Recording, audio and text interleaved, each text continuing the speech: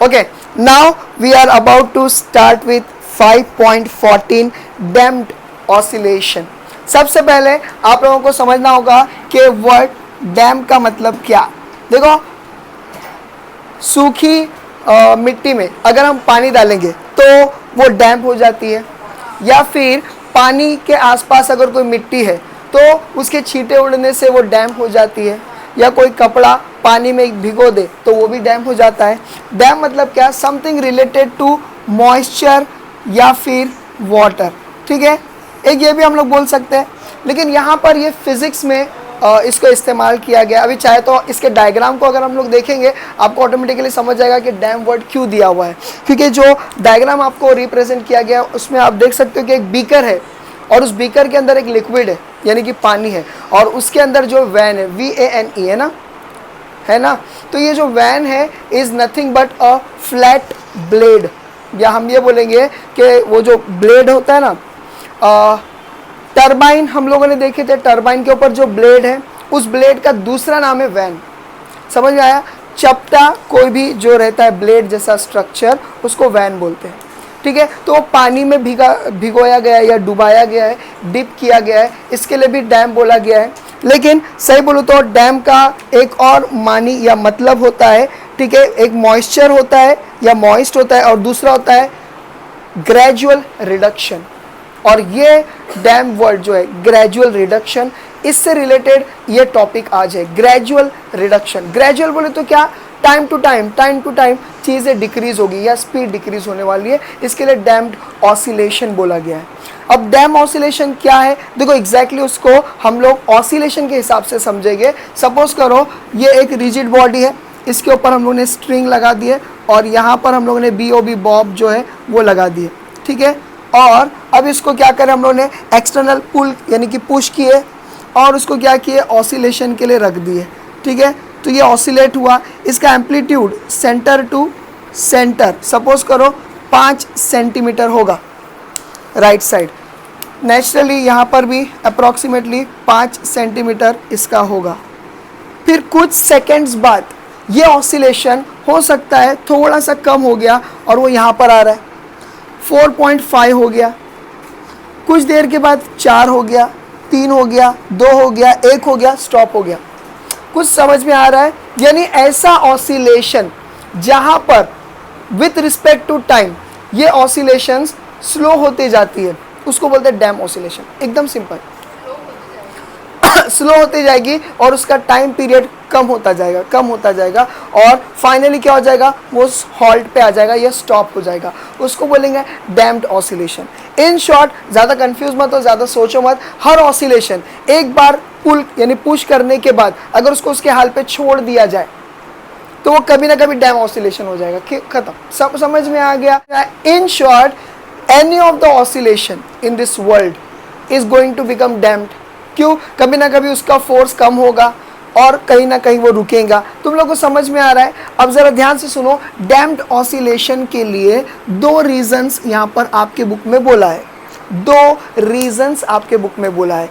एक होता है हमारा एटमॉस्फेरिक जो है एयर का फ्रिक्शन, तो एयर का जो है फ्रिक्शन माना जा रहा है। समझ में आया?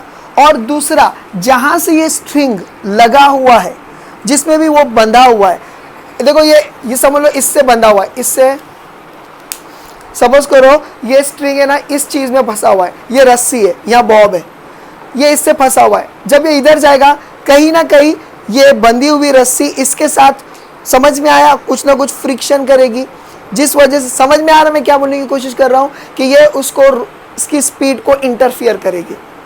समझ में आया? यही चीज देखो कहाँ लिखी है, page number 127, page number 127 left hand side diagram के बिल्कुल सामने, एक्स जहां लिखा है ना डायग्राम में उसके बिल्कुल सामने देखो 2 रीजन है। Air exerts a viscous force, viscous force is nothing but a friction force, a viscous force, ठीक है। और दूसरा क्या है, and there may be some friction at the support. Support मतलब क्या? जहां पर से वो टाई अप है, दिखा? हाँ ये वाला, ठीक है। इतना समझा आप लोगों को? कुछ डाउट? डैम्प्ड ऑसिलेशन समझा? कोई भी ऑसिलेशन एक बार वो रुका हुआ है तो इक्विलिब्रियम पे, एक बार उसको मूव किया जाए तो वो naturally it will set into the oscillations, और बाद में उसको कोई एक्सटर्नल हम लोग फोर्स नहीं अप्लाई कर रहे हैं ऑसिलेशन के लिए, तो कहीं ना कहीं उसके एम्पलीट्यूड्स बोलो या डिस्प्लेसमेंट्स बोलो, वो आहिस्ते आहिस्ते शॉर्टर शॉर्टर शॉर्टर होते जाएंगे और एक टाइम आएगा कि वो रुक जाएगा।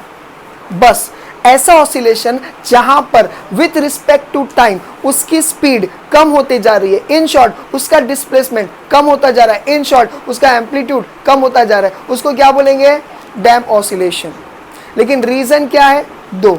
क्या है? ये जो एयर है ये फ्रिक्शन उसको रोक रहा है, और कहीं ना कहीं जहां पर वो टाई है उसकी स्ट्रिंग, वो भी कहीं ना कहीं हल्की सी फ्रिक्शन कर करके उसकी रुकावट बन रही है। इतना समझा? ये दो रीजन, बस ये डैम्प ऑसिलेशन है। नो डाउट हमारा ग्रेविटेशनल फोर्स भी जो है वो करता है क्या? इसको रोकने में हेल्प करता है, लेकिन as compare to friction force of air and as compare to, यहाँ पर फ्रिक्शन फोर्स को विस्कस बोला है।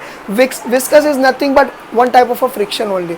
तो चलो फिर भी, लेकिन बुक में विस्कस बोला है तो विस्कस बोलता हूँ कि यहाँ पर का जो एयर का फ्रिक्शन फोर्स है या विस्कस फोर्स है, और यहाँ पर जो सपोर्ट है उसका फ्रिक्शन फोर्स है, इतने ज़्यादा मतलब स्ट्रॉन्ग होते हैं as compare to gravitational force, कि ग्रेविटेशनल फोर्स इज नेग्लिजिबल। ये चीज आपको कहाँ मिलेगी? Page number 127 left hand side, ये जो इक्वेशन है ना नीचे का 5.35, उसके जस्ट ऊपर वाली लाइन देखो, मतलब paragraph. Assuming that gravitational force on the block is negligible as compare to F D and F S. F D और एफ एस क्या है वो मैं आप लोगों को बताया नहीं, डैम्प्ड फोर्स है, ठीक है, मैं बताता हूं आपको। और एफ एस क्या है? तो फ्रिक्शन फोर्स है। समझा आप लोगों को? इन शॉर्ट हमको क्या अवॉइड करना है? ग्रेविटेशनल फोर्स अवॉइड करना है। ये दो फोर्स इससे रिलेटेड है, ठीक है। अब इन लोगों ने एक्सपेरिमेंटली जो डैम्प्ड फोर्स को समझने के लिए इन लोगों ने एक इंस्ट्रूमेंट का सेटअप किया। देखिए ये एक सेटअप आपके टेक्स्ट बुक में बनाया गया है। यहाँ पर जो स्प्रिंग है ये ऑसिलेट कर रही है, ठीक है। अब जरा ध्यान से सुनिए, सपोज करो ये इक्विलिब्रियम पे था, ठीक है। अब क्या किया जा रहा है, जरा ध्यान से सुनिए। इसको मास को पकड़कर नीचे किया गया, छोड़ दिया गया, तो ये क्या हो गया? To and fro. In short ये SHM कर रही है, मगर इसके साथ एक रॉड अटैच्ड है, और ये रॉड जो है इसके साथ एक वैन करके है अटैच्ड, यानी कि चपटी ब्लेड या चपटी प्लेट जैसी चीज़ है, ठीक है। और ये पानी के अंदर है, तो क्या हो जा रहा है? पानी के मॉलिक्यूल्स नो डाउट उसको रोकने की कोशिश करेंगे। अरे समझ में आया कि नहीं? तो ये ऐसा हो रहा है और ये जल्दी से जल्दी रुक जाएगा as compare to the oscillation taking place in the air. क्यों? क्योंकि यहाँ पर पानी के मॉलिक्यूल्स है, ऊपर से ये रिजिड है। कौन सा? ये स्प्रिंग जो है ये स्ट्रिंग के मुकाबले ज़्यादा वो होता है, मालूम है ना? हाँ, यानी सॉलिड और राउंड, तो इसके लिए ये जल्दी रुका देगा। तो एनीवे, तो इस apparatus के ऊपर दो फोर्स एक्ट कर रहे हैं। इस apparatus के ऊपर या इस सेटअप के ऊपर दो फोर्स एक्ट कर रहे हैं। एक है डैम्पिंग फोर्स। देखिए डैम्पिंग फोर्स मतलब क्या? The force exerted by the molecules of a water. Damping force जो नीचे से उसको वापस ऊपर नहीं आने दे रहे। समझ में आ रहा है? तो वैसा कर रहे। और दूसरा जो है स्प्रिंग का फोर्स। स्प्रिंग का फोर्स क्या है? हाँ, फोर्स एक्सर्टेड बाय स्प्रिंग, उसको Fs से रिप्रेजेंट किया गया है। तो फोर्स एक्सर्टेड बाय स्प्रिंग। अरे कुछ समझा कि नहीं? स्प्रिंग भी कहीं ना कहीं अपने आप को यानी कि इक्विलिब्रियम पोजीशन पे लाने के लिए आहिस्ते आहिस्ते वो मतलब समझ में आया, तो वो स्ट्रेट होना चाह रही है, वैसा बोला गया है। तो ये FD है, तो फोर्स ऑफ डैम्पिंग फोर्स, और इसको बोला गया फोर्स ऑफ अ स्प्रिंग। ये दो फोर्स जो है इसके ऊपर एक्ट कर रहे हैं। इतना आप लोगों को समझा कि नहीं समझा? ठीक है। अब जरा देखो इस फोर्स FD का जो इक्वेशन बनता है वो क्या है?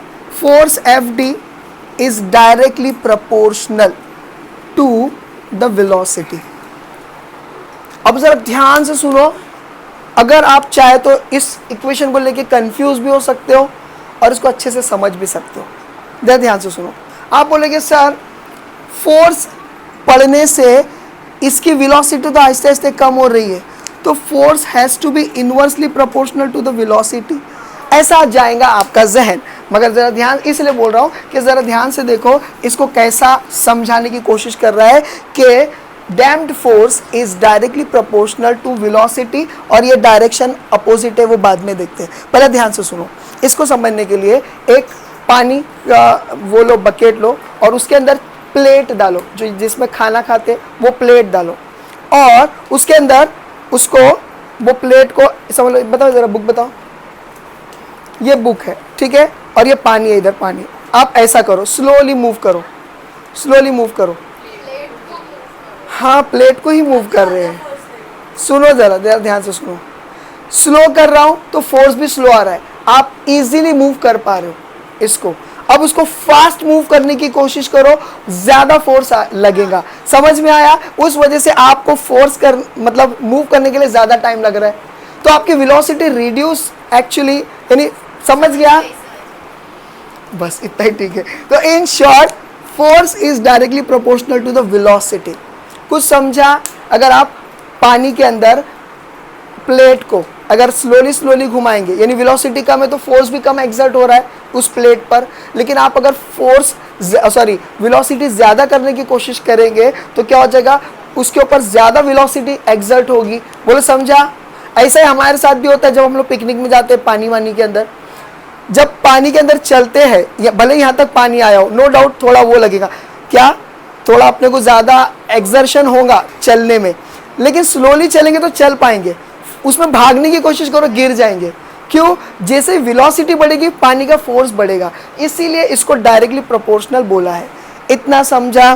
ठीक है। अब इसके बाद इसको F D is equal to minus, ठीक है। अभी देखो फोर्स और वेलोसिटी के बीच में माइनस क्यों आया? फोर्स इधर से मार रहा है, वेलोसिटी का डायरेक्शन इधर है, तभी तो फोर्स हो रहा है। अरे समझ रहा है कि नहीं? प्लेट की मैं बात कर रहा हूँ, प्लेट का डायरेक्शन इधर है, फोर्स का डायरेक्शन इधर से आ रहा है कि नहीं? है ना? अगेंस्ट है तभी तो फोर्स ज्यादा है। हाँ, तो इसीलिए माइनस है। समझ में आया? यहां पर दिया हुआ है बी और वी, बी वी नहीं है, मतलब बी और वी। समझ में आया? F D is equal to minus B और V, where B is damped या damping constant. B is equal to what? Damping constant. बोले इतना समझा कि नहीं समझा? तो B is what? Damping constant. इतना समझा? इसको ले लो इक्वेशन नंबर 1। इतना हो गया। अब ये कौन सा था? ये निचले हिस्से के फोर्स के बारे में बात की गई है। अब दूसरा फोर्स तो स्प्रिंग फोर्स है, स्प्रिंग फोर्स भी ऊपर से एक्सर्ट हो रहा है, तो Fs that is a force exerted by spring could be given as या is directly proportional एक मिनट जाओ, हाँ, टू डिस्प्लेसमेंट। ठीक है, यहाँ पर माइनस है, और ये मालूम है हम लोग का बेसिक फॉर्मूला है, restoring force is directly proportional to the displacement. और फिर हम लोग यहाँ पर के कांस्टेंट लेते, याद है कि नहीं? इज इक्वल टू के माइनस माइनस। बोलो इतना समझा? इसको ले लो इक्वेशन 2। इतना समझ गया? अब क्या करेंगे? Force is equal to total force exerted on the object of mass m will be given by Fd plus Fx। इतना, अरे हाँ सॉरी, नजर यहाँ गई ना, Fd plus Fs। इतना समझा? अब ये दोनों को ऐड कर दो, दोनों इक्वेशन को, यहाँ दिख रहा है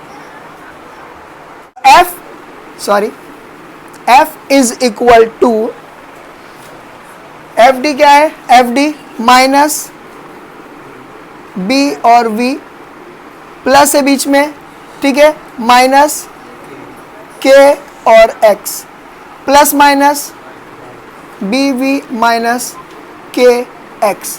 अरे ये होता है कि नहीं? लेकिन हमको पता है कि but F is equal to MA, but F is equal to MA, तो हम लोग क्या करेंगे? यहाँ पर लिखेंगे M A is equal to minus B V minus K x.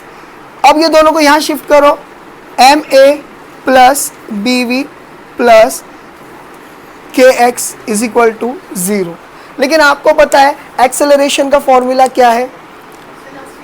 हाँ, पहले काम करते हैं हाँ चलो, acceleration is equal to velocity upon time. लेकिन वेलोसिटी का फॉर्मूला क्या है? Velocity is equal to what? Displacement upon time. ये वेलोसिटी का फॉर्मूला है। ये फॉर्मूला इसमें डाल देंगे, वही जो हमेशा करते हैं अपन, ठीक है। तो a is equal to d x upon d t और डी टी। कुछ समझा? ये v की जगह पे ये डाला तो खाली d और d अपॉन डी टी बचा, तो ये किया, ठीक है। इन लोग को मल्टीप्लाई करेंगे तो क्या हो जाएगा?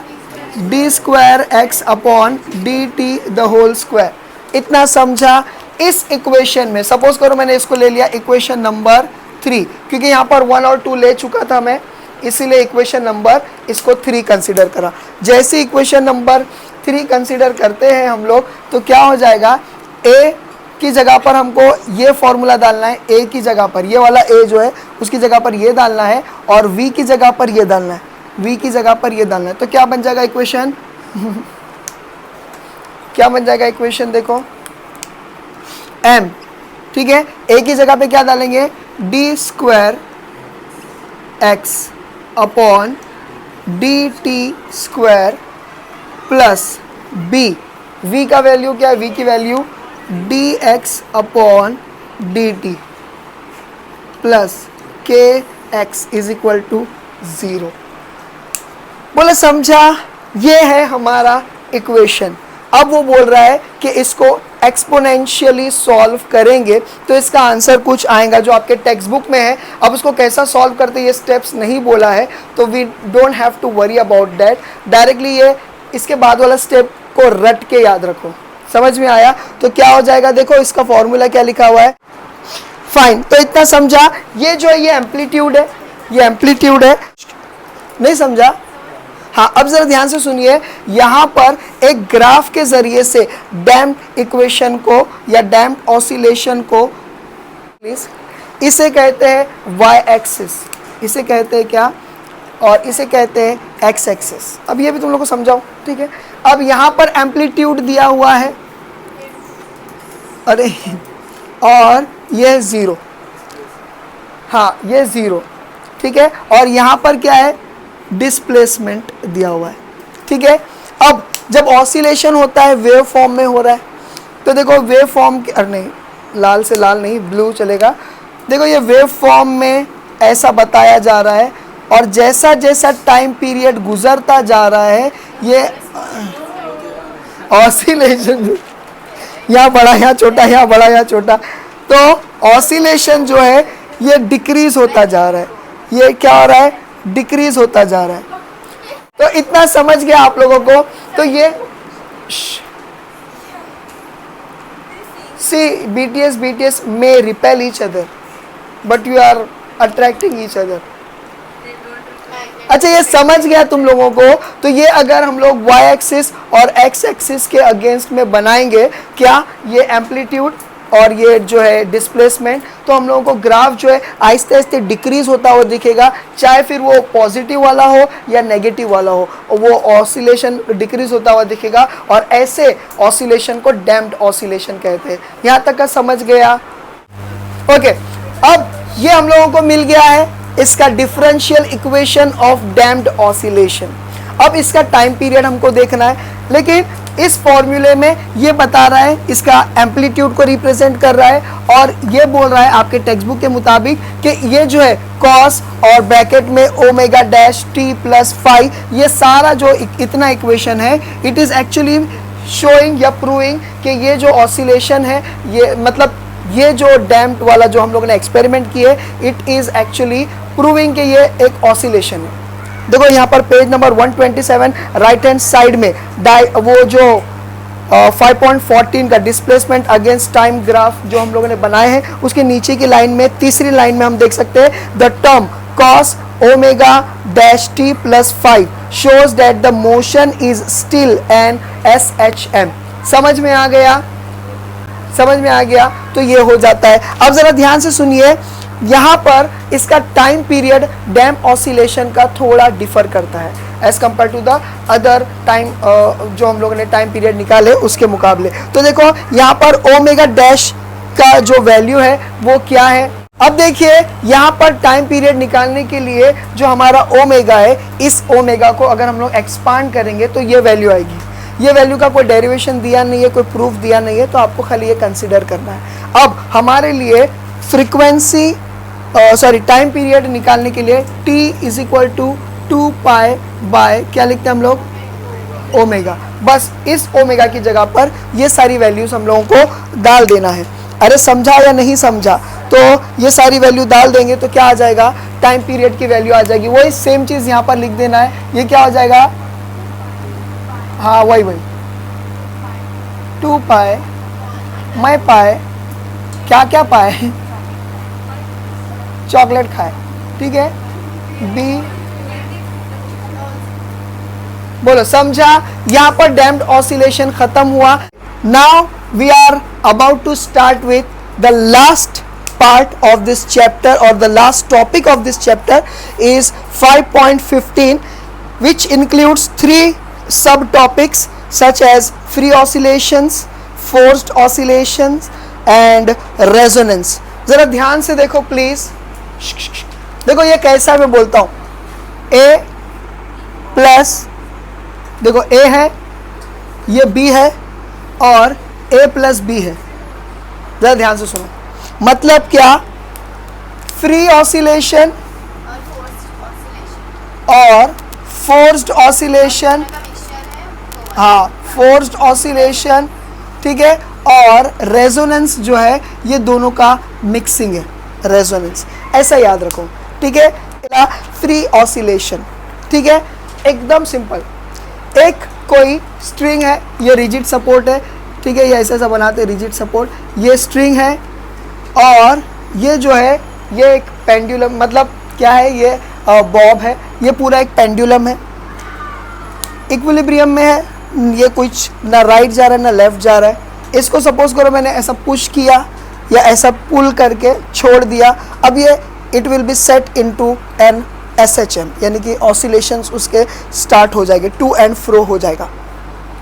उसके बाद मैं इसको कुछ डिस्टर्बेंस नहीं दे रहा हूँ, मैं कोई एक्सटर्नल फोर्स और ज़्यादा अप्लाई नहीं कर रहा हूँ, वो आहिस्ते आहिस्ते डैम पोजीशन पे चला जाएगा, डैम ऑसिलेशन बनने वाला है आहिस्ते आहिस्ते, लेकिन ये फ्रीली अपने अपने बल पर अभी मूव हो रहा है। जो फोर्स मैंने उसको काइनेटिक, मतलब उसको पोटेंशियल एनर्जी दिया था, छोड़ा तो काइनेटिक एनर्जी में कन्वर्ट हुआ। अब वही दो एनर्जी इंटरचेंज हो रही है, आपको पता है ना, काइनेटिक एनर्जी इंटू वो जो है पोटेंशियल एनर्जी, तो ये ऐसा फ्रीली चल रहा है। ऐसे ऑसिलेशन को फ्री ऑसिलेशन बोलेंगे। In short, her oscillation is a free oscillation जब तक कि उसके कोई एक्सटर्नल फोर्स उसको नहीं दे रहे। घड़ी का pendulum is not a free oscillation, ठीक है, फोर्स्ड ऑसिलेशन है। इतना समझा? फ्री ऑसिलेशन समझा?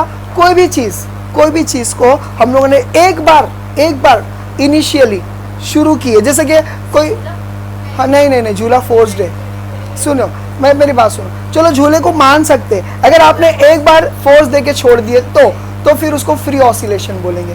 इतना समझा? लेकिन क्या होता, अरे और झूला दे, फास्ट दे, तो यही क्या हो जाता है, अरे समझा कि नहीं, तो फोर्स्ड ऑसिलेशन है। प्लीज जरा ध्यान से सुनिए, फोर्स्ड ऑसिलेशन में एम्पलीट्यूड में कीप ऑन चेंजिंग।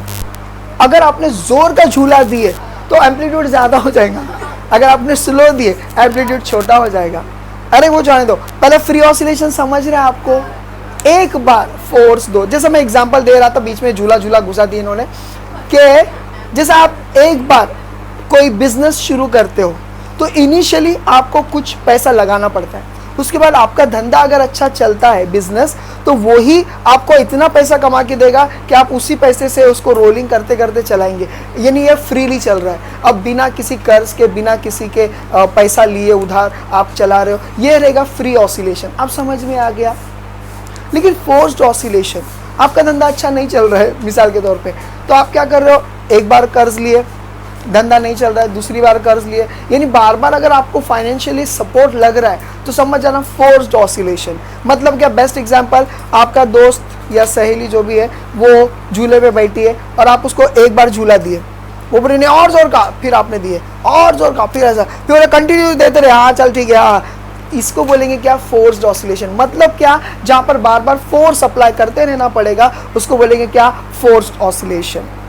अब रेजोनेंस क्या है, जरा ध्यान से देखो, ध्यान से देखो रेजोनेंस क्या होता है, ठीक है। हाँ अभी इसको जरा ध्यान से समझिए। रेजोनेंस में अभी देखो, हाँ मैं एक मिसाल दे रहा हूँ, ये एक पेंडुलम है, अक्खा पेंडुलम है, ठीक है, अदरवाइज स्ट्रिंग और बॉब है, ठीक है, ये एक पेंडुलम है, इसको मैंने फोर्स दिया और ये फिर ऑसिलेशन करना शुरू कर दिया। हाँ ऐसे समझ लो ऑसिलेशन कर रहा है, समझ में आया, ऑसिलेशन कर रहा है। मैंने एक बार ऐसा देखा कि मैंने उसको सपोज करो 10 न्यूटन का फोर्स लगाया था, तो इसके अंदर जो उसकी फ्रीक्वेंसी थी, फ्रीक्वेंसी बोलो तो n, ये फ्रीक्वेंसी कितनी थी, समझ लो 15 हर्ट्ज की थी, ठीक है। ये फ्री वाला ऑसिलेशन था। फ्री वाला ऑसिलेशन मतलब क्या, यानी कि एक ही बार धक्का दिए, नॉर्मली ये 15 हर्ट्ज से घूम रहा था। प्लीज यहाँ पर ध्यान दो, नहीं तो रेजोनेंस में कंफ्यूज हो सकते हो। हाँ कुछ समझा, एक सिंपल पेंडुलम लिए, उसको मैंने 10 न्यूटन का सपोज करो फोर्स, बहुत ज़्यादा बोल दिया लेकिन समझ लो 10 न्यूटन का फोर्स मैंने लगाया, तो ये जो इसकी फ्रीक्वेंसी मतलब क्या, एक सेकंड में कितने ऑसिलेशंस कंप्लीट होते हैं, तो सपोज करो 15 हर्ट्ज की जो है इसकी फ्रीक्वेंसी है। समझ में आया, अरे आया कि नहीं आया समझ में, तो ये इसकी क्या है, फ्रीक्वेंसी इतनी है। बाद में मैंने कोई फोर्स नहीं लगा रहा हूँ तो मुझे समझ में आ रहा है कि भाई इसकी फ्रीक्वेंसी 10 न्यूटन के फोर्स पे इतनी होती है, इतना समझ गया। लेकिन सपोज करो जैसे कि घड़ी का पेंडुलम क्या कर रहा है, बराबर रोज ऐसा ही हो रहा है, लेकिन उसको फोर्स कहाँ से मिल रहा है, उसको बार बार उसकी बैटरी से, सेल से।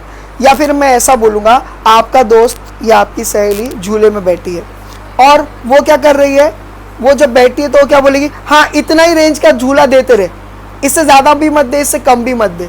तो आप बराबर उतना ही फोर्स मार रहे हो, बार बार 10 न्यूटन का फोर्स मार रहे हो और 15 का इसका जो है फ्रीक्वेंसी होते जा रही है, 10 का मार रहे हो। कुछ समझ में आ रहा है, बार बार ऑसिलेशन देते जा रहे हो। तो कभी भी, हाँ कभी भी याद रखो, जब कभी भी आपकी फ्री ऑसिलेशन, समझ में आया, free oscillation is equal to the forced oscillation is known as resonance. कुछ समझा, ऐसे ऑसिलेशंस जहां पर आपके फोर्स्ड ऑसिलेशन इक्वल करेंगे आपके फ्री ऑसिलेशन को, ऐसे ऑसिलेशन को कलेक्टिवली रेजोनेंस कहा जाएगा। और इन लोगों की देखो फ्री ऑसिलेशन का जो ये बताया गया है, क्या फ्रीक्वेंसी जो बताया गया है वो क्या है, हमारी नॉर्मल वाली फ्रीक्वेंसी है, n इज इक्वल टू 1/2 पाई और अंडर रूट g/L। ये हम लोगों ने पहले देख चुके हैं, 5.29 इक्वेशन पे, 5.29 वाला जो इक्वेशन है आपके टेक्स्ट बुक में, वो हम लोगों ने उसमें देख चुके हैं कि ये n is equal to 1/2 pi under root g/L। समझ में आया। तो यही फ्री ऑसिलेशन का भी होता है, क्या फ्रीक्वेंसी होता है। अरे इतना समझा, अब जरा ध्यान से सुनो। ऑसिलेशंस को, सॉरी रेजोनेंस को समझाने के लिए इन लोगों ने एक एग्जाम्पल दिए, वो एग्जाम्पल को थोड़ा सा समझते हैं। समझ में आ रहा है, समझ में आ रहा है, ठीक है। देखो यहाँ पर ध्यान दीजिए प्लीज, देखो हाँ जरा ध्यान से देखिए प्लीज, मुझे ऐसा बनाना पड़ेगा। एक स्ट्रिंग लिए है और इसके अंदर बहुत से पेंडुलम्स जो है वो टाई अप किए हैं, ठीक है। इसको दिया गया है A,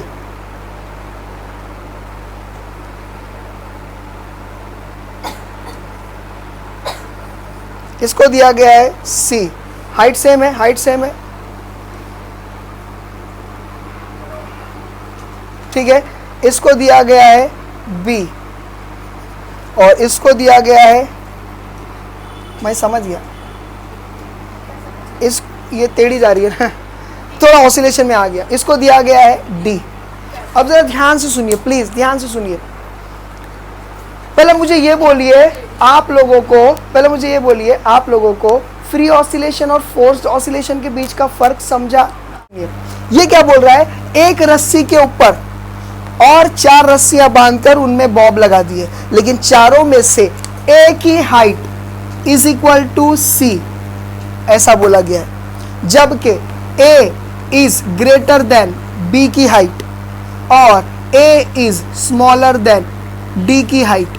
height of the string जो है डिफर कर रही है। ये मैं क्या बता रहा हूं इक्वेशन के जरिए से कि ए की हाइट सी से इक्वल है, ऑलमोस्ट इक्वल है, लेकिन ए की हाइट, स्ट्रिंग की हाइट बी से काफी लंबी है और डी की हाइट ए से काफी लंबी है। ये हाइट वाइज मैंने बताया। अब क्या किया जाएगा, जरा ध्यान से सुनिए और समझिए। रेजोनेंस का ये एग्जांपल देने की कोशिश कर रहा है। यहाँ पर ये बोल रहा है कि हम लोगों ने ये 4 जो भी हम लोगों ने पेंडुलम्स रखे हैं, इनमें से सिर्फ और सिर्फ पहले पेंडुलम को डिस्टर्ब करेंगे, इसको ऑसिलेशन में डाल देंगे, इनको कुछ नहीं करेंगे, इनको टच भी नहीं करेंगे। नो डाउट इन लोगों के बीच में गैप है, नहीं तो आप बोलोगे सर ये तो उसको टकराएगा, थोड़ा गैप है, लेकिन अभी आपको ने ऐसा बताने के हाँ थोड़ा गैप है, इतना कि इनका ऑसिलेशन इनको डिस्टर्ब ना करे, यानी टकराए नहीं। समझ में आया? अब इसको खाली हम लोगों ने ऑसिलेट करे, ये तीनों को ऑसिलेशन में नहीं डाले, क्या हो जाएगा जरा ध्यान से सुनो। ये जो ऑसिलेशन करेगा इसका क्या हो जाएगा, मतलब क्या बोला गया था उसको, वाइब्रेशन। इसके स्ट्रिंग में वाइब्रेशन क्रिएट होगा और ये वाइब्रेशन क्रिएट होते होते पूरे स्ट्रिंग में जाएगा। ये वाइब्रेशन पास ऑन होगा हर एक स्ट्रिंग के अंदर और हर एक स्ट्रिंग खुद से ऑसिलेट करना शुरू करेगा। बोलो समझा? मूव खाली इसको किए, इसको कुछ नहीं किए। समझ में आया? तो देखा जाए, और इसको एक ही बार मूव किए, थोड़ा जोर का, लेकिन एक ही बार मूव किए, ए को एक ही बार मूव किए, बाकी सी, बी और डी को मूव नहीं किए। इसको इतना जोर का मूव किए कि इसके स्ट्रिंग से वाइब्रेशंस निकले और ये वाइब्रेशन, ये हॉरिजॉन्टल वाली ब्लैक वाली जो मैंने लाइन बनाया हूँ वो स्ट्रिंग में गया, उस स्ट्रिंग से इसके वाइब्रेशन बी में भी गए, सी में भी गए, डी में भी गए। इतना समझा? तो देखा जाए तो ए क्या है, A is a performing free oscillation. क्यों? क्योंकि उसको एक ही बार ऑसिलेट किया गया।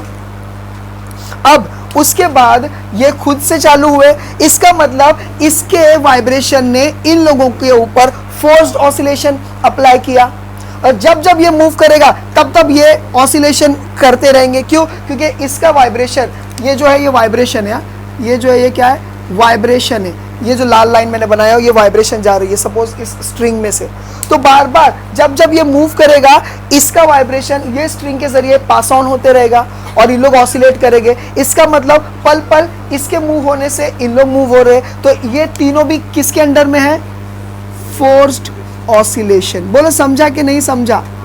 अगर मैं इसको रोक दूं, मैंने ना इनको पहले भी टच किया था, बाद में भी टच नहीं करूंगा, इसको रोक दूं, कहीं ना कहीं ये भी रुक जाएंगे। समझ में आया? तो that means all this 3 pendulums are under the forced oscillation.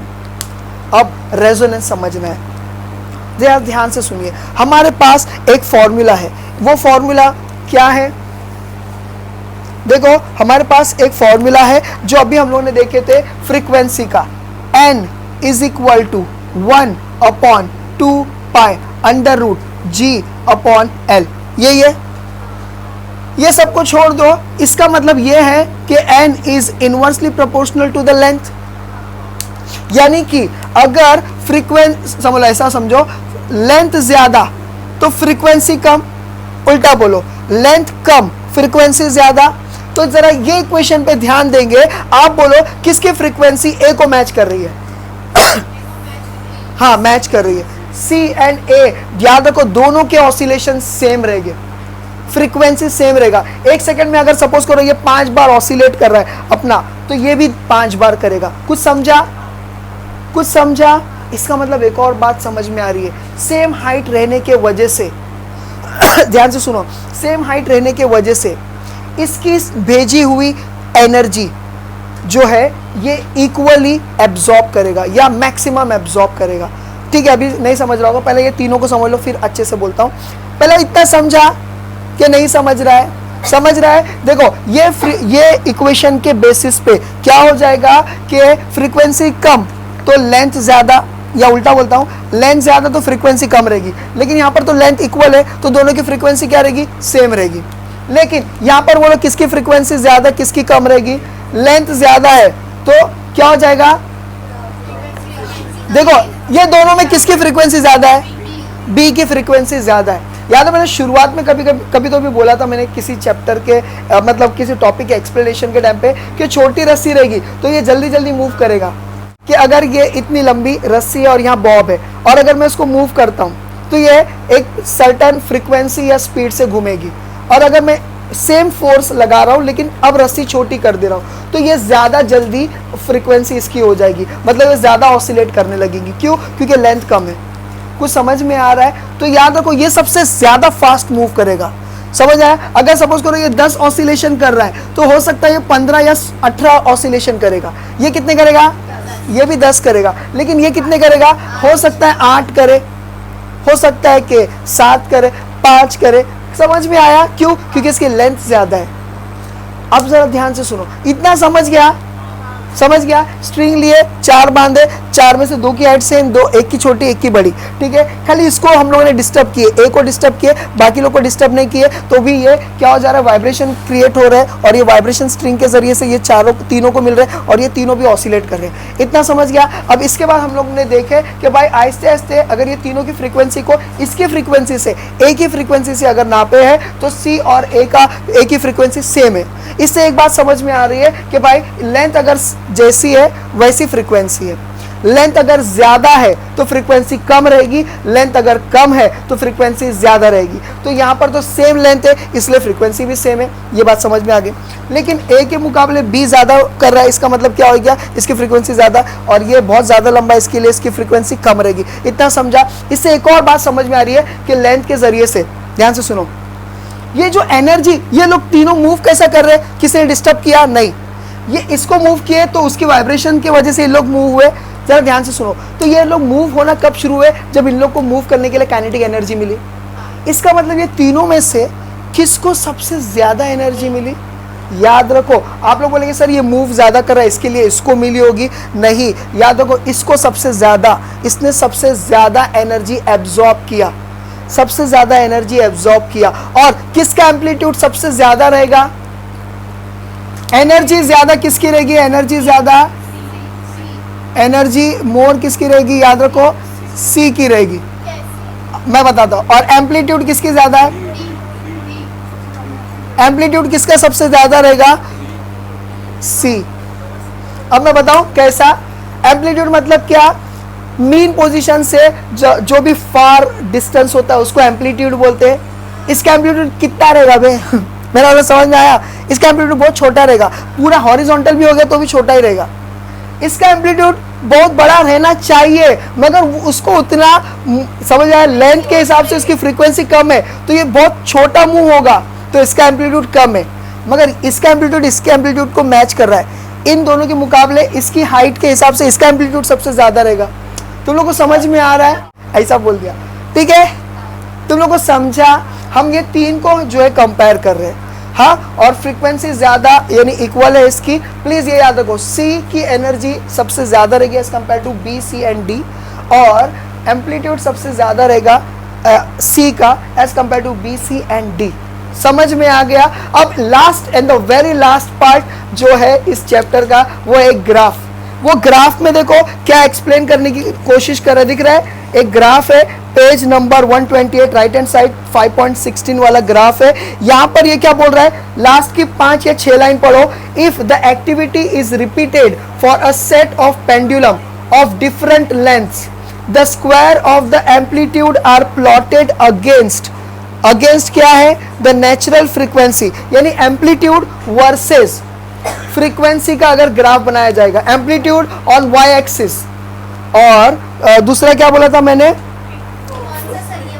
हाँ ये वाला उल्टा यू वाला, उल्टा वी वाला बोलेंगे, ठीक है? हाँ हिमालय वाला। तो वाई एक्सिस के ऊपर क्या रहेगा? वाई एक्सिस के ऊपर रहेगा स्क्वायर ऑफ द एम्पलीट्यूड और एक्स एक्सिस पे रहेगा फ्रीक्वेंसी। और ऐसा डिफरेंट पेंडुलम्स का अगर हम लोग ऐसा बनाएंगे तो जो टॉप मोस्ट पीक जो हमको मिलेगी वो कब मिलेगी? जब इसकी फ्रीक्वेंसी मेन वाले पेंडुलम के साथ मैच होगी तब, ऐसा बोला गया है। हाँ हाँ, सी की फ्रीक्वेंसी के लिए ये बनाएगा, बाकी ये दोनों की फ्रीक्वेंसी के लिए हम लोग मतलब ग्राफ नीचे रहेगा। खाली इसकी फ्रीक्वेंसी के लिए हाईएस्ट रहेगा। समझ में आ रहा है? और क्यों? क्योंकि अरे एम्पलीट्यूड सबसे ज्यादा इसका रहेगा ना, इसका सी का एम्पलीट्यूड सबसे ज्यादा। अभी हम लोगों ने बोले एम्पलीट्यूड ज्यादा है। देखो एम्पलीट्यूड मतलब क्या, कितना दूर जा रहा है, हाँ कितना दूर जा रहा है, ये बहुत फास्ट हो रहा है मूव, लेकिन इसका एम्पलीट्यूड कितनी है, इसकी हाइट के हिसाब से बहुत कम है। समझ में आ रहा है? इसका सबसे ज्यादा हो सकता है, लेकिन ये सबसे स्लो ऑसिलेट कर रहा है, जिस वजह से इसका एम्पलीट्यूड ज्यादा नहीं बन रहा है।